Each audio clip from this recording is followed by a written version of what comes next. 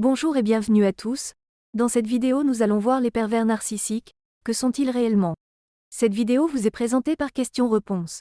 Je remercie Nicolas Stojanovic, Alain Usan, DT et Karine pour leur réponse à cette question. Nous allons commencer avec la première réponse de Nicolas Stojanovic.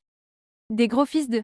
qu'il faudrait pas. Nous continuons avec la réponse de Alain Usan. Regardez M6 ce soir. Il y a un film suivi de documentaires sur ce sujet. Vous en pensez quoi? On va continuer avec la réponse de DT. Des personnalités immatures qui jouent aux grandes personnes. Cette immaturité est liée à leur histoire durant laquelle leurs émotions n'ont pas été prises en considération.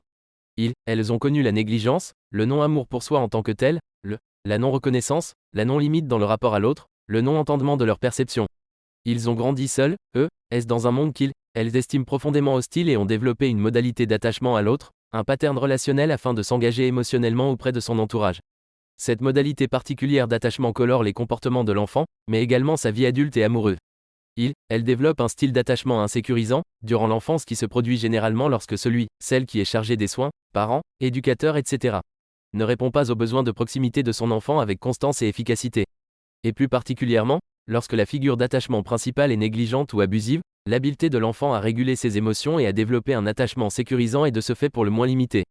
Aussi, elle trouve auprès des personnes empathiques une réelle écoute, une bienveillance, une générosité, un entendement auquel elles n'ont jamais eu affaire. Accueillir ces qualités pour ce qu'elles ont les amènerait à revisiter toutes leurs relations précoces, ce elles ne sont pas capables de faire. Aussi, la répétition constante voire la vérification du fait que tout le monde est ainsi et finit par les rejeter comme elles le furent dans leur enfance. Combien de fois disent-ils, que nous ne les comprenons pas vraiment, que nous sommes malades, que c'est nous qui sommes la cause de leur malheur, etc. En pensant ainsi, elles dénient leur propre parcours et accablent le présent faisant fi du passé. Certes, elles vous relateront nombre d'incidents ayant parsemé leur cheminement. Mais elles évoqueront des faits sans plus et ne vous diront jamais combien elles pouvaient se sentir totalement incompris, est-ce et seuls, est-ce à ces moments-là. En d'autres termes, ce sont donc des enfants de 5 ans lâchés, est-ce et perdus, est-ce dans un monde d'adultes dont elles n'ont pas le mode d'emploi relationnel. Aussi, elles s'accrochent comme un parasite au basque des adultes que sont les personnes empathiques et interrogent inlassablement ce qui nous fait tenir dans l'existence. Leur manière d'interroger cela passera par toutes les couleurs de l'arc-en-ciel, ce qui nous amènera immanquablement à un moment de saturation qui mettra fin à la relation.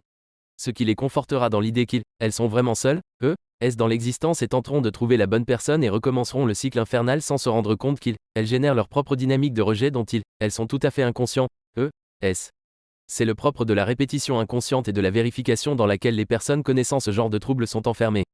Pour rappel, il n'y a que 2 à 3% de la population concernée par ce trouble spécifique, d'autres troubles de la personnalité s'inscrivent dans un processus similaire, c'est en cela qu'il est capital d'établir un diagnostic différentiel précis sans poser des étiquettes à tout va.